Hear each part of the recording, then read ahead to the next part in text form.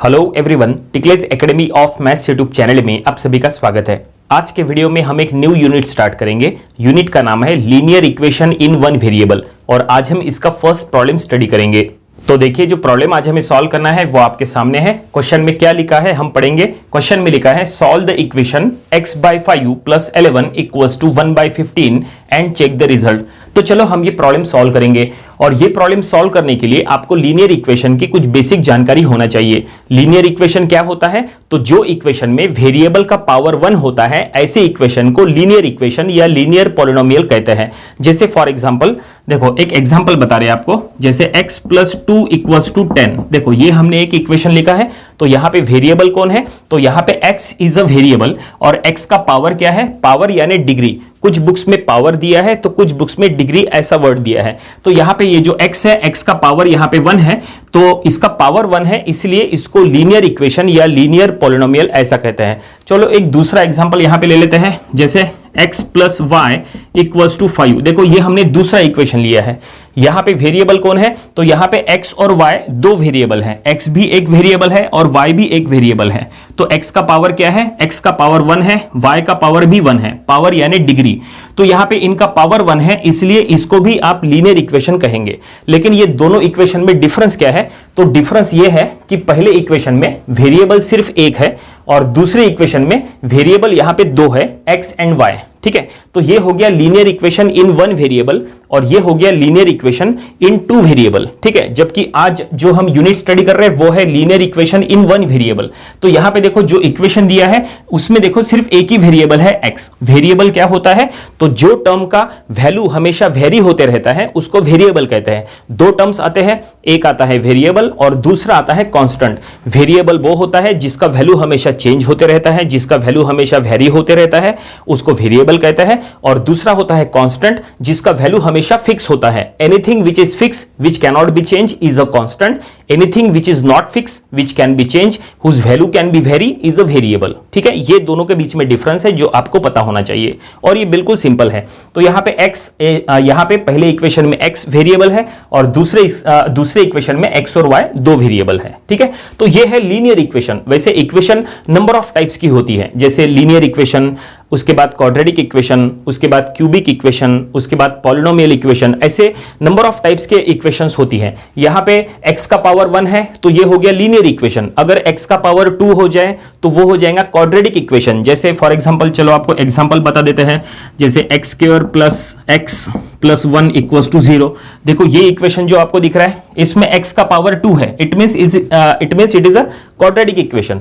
अगर x का power अगर 3 हो जाए, देखो जैसे हम यहां पे लिखे 2x³ + 9x² + 2 = 0। देखो ये जो हमने इक्वेशन लिखा है ये है क्यूबिक इक्वेशन, क्योंकि इसमें x का पावर 3 है। x का पावर 3 यानी x³, इसलिए इसको क्यूबिक इक्वेशन कहते हैं। समझ गए? तो नंबर ऑफ टाइप की इक्वेशंस होती है। इसके बाद पॉलिनोमियल इक्वेशन भी होती है जिसमें x का पावर 4 हो सकता है, 5 हो सकता है, 6 हो सकता है।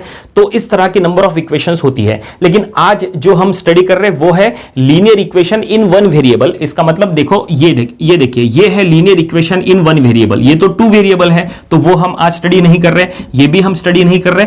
ये हम आज जो है वो linear equation in one variable study कर रहे हैं। तो वेरिएबल का नाम कुछ भी हो सकता है। यहां पे जैसे x लिखा है या y हो सकता है या z हो सकता है या a b c कुछ भी हो सकता है। देखो और कोई एग्जांपल आपको बता देते हैं, y - 15 = 20। देखो ये जो हमने इक्वेशन लिखा है ये भी है linear equation in one variable. यहां पे y जो है वो एक वेरिएबल है, इसका पावर 1 है, तो ये लीनियर इक्वेशन भी हो गया। जैसे अगर हम इक्वेशन लिखेंगे a + 2 = 6। देखो ये जो है ये भी एक linear equation in one variable है, क्योंकि इसमें a इज अ वेरिएबल। समझ गए?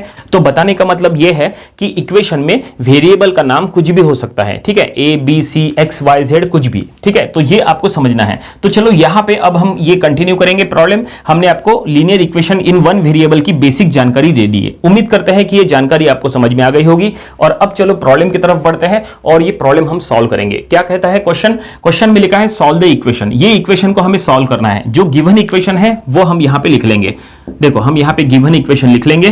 क्या दिया है given equation? That is x/5 + 11 = 1/15। ये गिवन इक्वेशन है। हमें ये गिवन इक्वेशन को सॉल्व करना है। गिवन इक्वेशन को सॉल्व करना और क्या फाइंड आउट करना है, हमें यहां से x का वैल्यू फाइंड आउट करना है। एक बार हमें x का वैल्यू यहां से मिल जाता है तो उसके बाद क्वेश्चन में लिखा है एंड चेक द रिजल्ट, हमें रिजल्ट भी चेक करना है। रिजल्ट चेक करना है मतलब क्या करना है, तो हम क्या करेंगे, इसको सॉल्व करके जो इसके थ्रू x का वैल्यू आएगा वो x का वैल्यू ये गिवन इक्वेशन में पुट कर देंगे और left hand side is equal to right hand side आता है कि नहीं वो चेक करेंगे। अगर left hand side is equal to right hand side आ गया तो हम समझ जाएंगे कि गिवन इक्वेशन सेटिस्फाइड है और जो x का वैल्यू है वो बिल्कुल करेक्ट है, ये इससे कंफर्म हो जाएगा। तो चलो अब इसको सॉल्व करना शुरू करते हैं। तो कैसे सॉल्व करना, कैसे x का वैल्यू फाइंड आउट करना, देखिए काफी सिंपल है। सबसे पहले यहां पे एक काम करो कि इक्वल्स टू के लेफ्ट साइड में देखो क्या है, इक्वल्स टू के लेफ्ट साइड में यहां पे एक कांस्टेंट टर्म है 11। क्या करो, ये 11 को उधर शिफ्ट करो, ठीक है। 11 को हम राइट हैंड साइड में शिफ्ट कर देंगे। जब ये 11 राइट हैंड साइड में चले जाएगा तो वो माइनस में हो जाएगा, क्योंकि देखो लेफ्ट हैंड साइड में वो प्लस में है, देखो प्लस 11 लिखा है, तो ये उधर जाएगा तो माइनस 11 हो जाएगा, ठीक है। तो ये कुछ ऐसा हो जाएगा, x/5 ये एज इट इज रखो, इसमें कोई चेंजेस नहीं है, ठीक है। आपको सिर्फ 11 को शिफ्ट करना है, ठीक है। तो इज इक्वल टू ये हो गया 1/15 माइनस ऑफ 11, देखो जैसा हमने कहा था 11 इधर प्लस में है, उधर जाके माइनस 11 हो गया, ओके। और अब इसको राइट हैंड साइड को सॉल्व करो। तो राइट हैंड साइड को सॉल्व करेंगे तो कैसे करेंगे, तो यहां पे x/5 लेफ्ट हैंड साइड में एज इट इज रखो, इक्वल्स टू ये 1/15 ये भी एज इट इज रखो, माइनस ये 11 है, इसका मतलब ये हो गया 11/1। 11 मतलब क्या होता है, 11/1, इसका डिनोमिनेटर यहां पे नहीं था तो हमने इसमें डिनोमिनेटर दे दिए। हमने डिनोमिनेटर क्यों दिए, वो इसीलिए ताकि इसको सॉल्व करने में आसानी हो। अब इसको कैसे सॉल्व करेंगे, तो हम इसमें क्रॉस मल्टीप्लिकेशन कर लेंगे। अगर आप इसमें क्रॉस मल्टीप्लिकेशन करेंगे तो आसानी से सॉल्व हो जाएगा। क्रॉस मल्टीप्लिकेशन करना आता है ना, आपको क्या करना है, ये दोनों का मल्टीप्लिकेशन माइनस ये दोनों का मल्टीप्लिकेशन और डिनोमिनेटर में ये दोनों का मल्टीप्लिकेशन, ठीक है। तो देखो हम यहां पे करेंगे, तो x/5 ये लेफ्ट हैंड साइड में एज इट इज रखो, देखो ये दोनों का मल्टीप्लिकेशन क्या हुआ 1 × 1, तो हम लिखेंगे 1। अब ये दोनों का मल्टीप्लिकेशन करो 15 × 11, तो ये हो जाएगा माइनस के साथ -165, ठीक है। और डिनोमिनेटर में ये दोनों का मल्टीप्लिकेशन, तो वो 15 × 1, तो हम लिखेंगे 15, ठीक है। समझ में आ गया, काफी सिंपल है। ये दोनों का मल्टीप्लिकेशन 1 × 1 1 माइनस ये दोनों का मल्टीप्लिकेशन 15 × 11 165, ठीक है। और डिनोमिनेटर में 15 × 1 करेंगे तो 15, इस तरह से, ठीक है। और अब यहां पे क्या रहेगा, देखो 1 - 165, तो ये क्या होगा, ये होगा -164, क्योंकि ये स्मॉलर नंबर है ये बिगर नंबर है, तो ये दोनों में सब्सट्रैक्शन होगा, ये कंफर्म है, ठीक है। और ये बिगर नंबर के सामने माइनस है तो इसका जो रिजल्ट रहेगा सब्सट्रैक्शन का उसमें भी माइनस लगेगा, ये कंफर्म है। तो ये लेफ्ट हैंड साइड में रहेगा x/5, तो हम लिखेंगे x/5 is equal to right hand side में हो जाएगा -164 / 15, देखो इस तरह से। देखो डिनोमिनेटर का 15 यहां एज इट इज है, लेकिन न्यूमरेटर में सब्सट्रैक्शन हो गया 1 - 165, ठीक है। 165 में से 1 हमने कम किए तो 164 रहा और इसका रिजल्ट हमने माइनस में लिखे, ठीक है, क्योंकि ये बड़ा नंबर है, इसका ये माइनस में था इसलिए माइनस में, इस तरह से। अब हम क्या करेंगे, अब इसके बाद हमें यहां अगर x का वैल्यू फाइंड आउट करना है तो क्या करो, x के डिनोमिनेटर में जो 5 है ये 5 को उधर शिफ्ट करो, 5 को राइट हैंड साइड में शिफ्ट करो। लेकिन ये 5 यहां पे किस फॉर्म में है, 5 यहां पे डिनोमिनेटर में है। अगर ये 5 यहां पे डिनोमिनेटर में है तो जब वो उधर शिफ्ट होगा तो वो न्यूमरेटर में चले जाएगा, ठीक है। तो चलो इसको न्यूमरेटर में शिफ्ट करो, या फिर आप इसको ऐसा भी कह सकते हैं कि ये जो 5 है वो यहां पे डिवीजन में है। अगर ये डिवीजन में है तो उधर जाएगा तो वो मल्टीप्लिकेशन में हो जाएगा, ठीक है। तो यहां पे हम लिखेंगे, देखो लेफ्ट हैंड साइड में बचेगा ओनली x, और अब राइट हैंड साइड में हो जाएगा ये -164/5, ये एज इट इज रखो, ये सॉरी ये 15 है तो -164/15 ये एज इट इज रखे, और ये 5 को उधर शिफ्ट किए तो ये इधर चला गया × 5। देखो हमने क्या किए, 5 जो इधर डिवीजन में था वो उधर गया तो मल्टीप्लिकेशन में चला गया, देखो × 5 ऐसा। और अब इसको थोड़ा सा सॉल्व करो, तो हम इसको सॉल्व करेंगे। सॉल्व करना काफी आसान है, कैसे करेंगे, यहाँ पे 15 को 5 से यहाँ पे डिवाइड करो, तो यहाँ पे 5 × 1 = 5, 5 × 3 = 15, ओके। तो यहाँ पे क्या हो गया रिजल्ट, तो ये माइनस एज इट इज, ये न्यूमरेटर में 164 एज इट इज और डिनोमिनेटर में हमें मिल गया 3। तो फाइनली हमें x का वैल्यू मिल गया -164/3। इसको डिवाइड करने की जरूरत नहीं है, इसको ऐसा ही रहने दो। फाइनली क्वेश्चन में जो गिवन इक्वेशन को सॉल्व करने के लिए कहा था हमने सॉल्व कर लिए और हमने x का वैल्यू फाइंड आउट कर लिए, कितना -164/3। लेकिन प्रॉब्लम कंप्लीट नहीं हुआ है, क्योंकि गिवन इक्वेशन को सॉल्व करने के बाद हमें उसका रिजल्ट चेक करना था। देखो क्वेश्चन में लिखा था चेक द रिजल्ट, हमने क्या कहा था, रिजल्ट चेक करने के लिए आपको क्या करना है, ये जो x का वैल्यू है ये गिवन इक्वेशन में पुट करना है और चेक करना है कि left hand side is equal to right hand side आता है कि नहीं। तो चलो हम यहां पे लिखेंगे, ये हमने स्टेटमेंट में लिख दिया है क्योंकि क्वेश्चन में रिजल्ट को चेक करने के लिए कहा है, तो हमने स्टेटमेंट में लिखा है put the value of x in the given equation to check the result. ठीक है, तो चलो अब ये x का वैल्यू गिवन इक्वेशन में पुट करेंगे, तो जहां पे x है सिर्फ वही पे पुट होगा, बाकी जो इक्वेशन है वो एज इट इज रहेगा। तो ये जो इक्वेशन है ये गिवन इक्वेशन हम यहां पे लिख लेंगे, देखो गिवन इक्वेशन, लेकिन गिवन इक्वेशन लिखते समय हम कुछ नए तरीके से इसको लिख लेंगे। गिवन इक्वेशन जो है वो हम ऐसा लिख लेंगे x इंटू 1/5, ठीक है, और ये हम लिखेंगे प्लस ऑफ 11 इक्वल्स टू 1/15। देखो ये हमने गिवन इक्वेशन लिखा लेकिन कुछ नए तरह से लिखा। हमने क्या किए, यहां पे x/5 जो था उसको हमने x इंटू 1/5 लिखे, चलेगा। ये हमने ऐसा क्यों लिखे, ताकि सॉल्व करने में आसानी हो। ठीक है, अगर आप x और 1 को मल्टीप्लाई कर लेंगे न्यूमरेटर में तो यहां पे x/5 ऐसा ही आ जाएगा। ठीक है, तो ये हमने ऐसा लिख लिया। अब यहां पे x का वैल्यू ये पुट करो -164/3, ये हम यहां पे पुट कर लेंगे, बाकी सब कुछ एज इट इज रहेगा। तो ये हम यहां लिखेंगे -164/3, ये देखो हमने x का वैल्यू पुट कर रहे हैं यहां पे, और इंटू 1/5 ये एज इट इज जैसा हमने कहा, remaining equation as it is रहेंगी, इक्वल्स टू 1/15। देखो हमने इस तरह से x का वैल्यू पुट कर दिए। ठीक है, ये x का वैल्यू x के जगह आ गया, बाकी सब एज इट इज। अब हमें यहां से कंफर्म करना है कि left hand side is equal to right hand side आता है कि नहीं।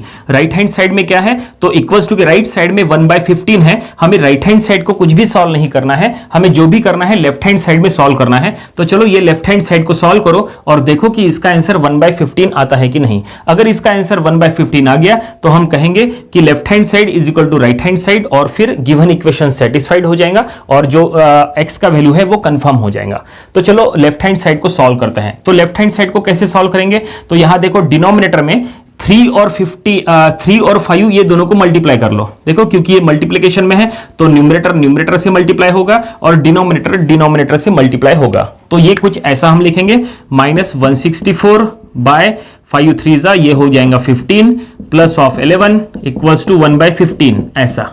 ओके, और अब यहां पे जो 11 है हमें क्या करना है, ये दोनों टर्म में क्रॉस मल्टीप्लिकेशन करना है। तो इसमें क्रॉस मल्टीप्लिकेशन आसानी से करने के लिए एक काम कर लेंगे, ये जो निगेटिव वाला टर्म है उसको हम बाद में लिख लेंगे और ये पॉजिटिव टर्म हम पहले लिख लेंगे, तो क्रॉस मल्टीप्लिकेशन करना आसान हो जाएगा। नंबर ऑफ स्टूडेंट जो है वो ये निगेटिव टर्म पहले होने की वजह से कंफ्यूज हो सकता है, उनका क्रॉस मल्टीप्लिकेशन रॉन्ग हो सकता है, रॉन्ग नहीं होना चाहिए, इसलिए पॉजिटिव वाला टर्म पहले लिखो, निगेटिव वाला टर्म बाद में लिखो, तो क्रॉस मल्टीप्लिकेशन आपके लिए आसान हो जाएगा। तो ये 11 हम यहां पहले लिख लेंगे और ये जो -164/15 हम बाद में लिख लेंगे, इक्वल्स टू 1/15। ठीक है, ये ऐसा पोजीशन एक्सचेंज करना कंपलसरी नहीं है, अगर आप चाहे तो यहीं पे आप क्रॉस मल्टीप्लिकेशन कर सकते हैं, कोई दिक्कत नहीं है। और ये जो 11 है हम एक काम करेंगे, 11 को हम फ्रैक्शन के फॉर्म में यहां पे लिख लेंगे, 11/1 हम इसमें ऐसा कर लेंगे। 11/1 करने से क्रॉस मल्टीप्लिकेशन और आसान हो जाएगा।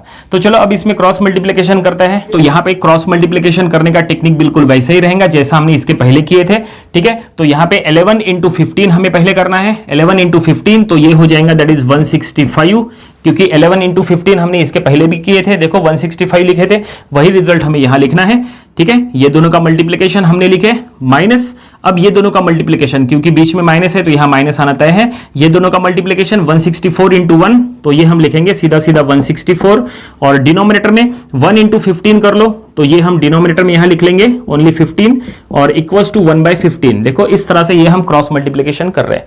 और अब यहां पे न्यूमरेटर में क्या हो सकता है, 165 माइनस 164 तो वो हो जाएगा 1, और डिनोमिनेटर में 15 इक्वल्स टू यहां पे 1/15। तो फाइनली यहां देखो लेफ्ट हैंड साइड और राइट हैंड साइड दोनों के दोनों सेम आ चुके हैं, सो हम यहां पे लिख लेंगे therefore LHS that is left hand side is equal to RHS that is right hand side. तो ये इक्वेशन, इसका मतलब गिवन जो इक्वेशन है वो हमने सेटिस्फाइड करा लिए, left hand side right hand side यहां पे सेम आ चुका है, गिवन इक्वेशन सेटिस्फाइड हो गया। इसका मतलब ये है कि हमने जो x का वैल्यू फाइंड आउट किए थे वो बिल्कुल करेक्ट है। अगर यहां पे left hand side right hand side अगर सेम नहीं आता तो फिर ये कंफर्म हो जाता कि x हमारा रॉन्ग है, लेकिन ऐसा हुआ क्या, नहीं, दोनों left hand side right hand side same आ गए, इसका मतलब जो हमने x का वैल्यू फाइंड आउट किए थे वो बिल्कुल करेक्ट है। सो देयरफॉर हम यहां पे लिख लेंगे therefore x is equal to that is -164/3 जो हमने वैल्यू फाइंड आउट किए थे वो बिल्कुल करेक्ट है। और फाइनली ये हमारा गिवन इक्वेशन का रिजल्ट है और प्रॉब्लम यहीं पे कंप्लीट हो गया। उम्मीद करते हैं कि ये प्रॉब्लम आपको समझ में आया होगा। ये प्रॉब्लम आपको अपनी प्रैक्टिस बुक में भी सॉल्व करके देख लेना चाहिए। ये था linear equation in one variable, ये यूनिट का फर्स्ट प्रॉब्लम। इसके आने वाले वीडियोस में हम इसके और भी नंबर ऑफ प्रॉब्लम्स कवर करेंगे ताकि इसकी अच्छी खासी प्रैक्टिस हो जाए। तो मिलते हैं नेक्स्ट वीडियो में। Thank you very much.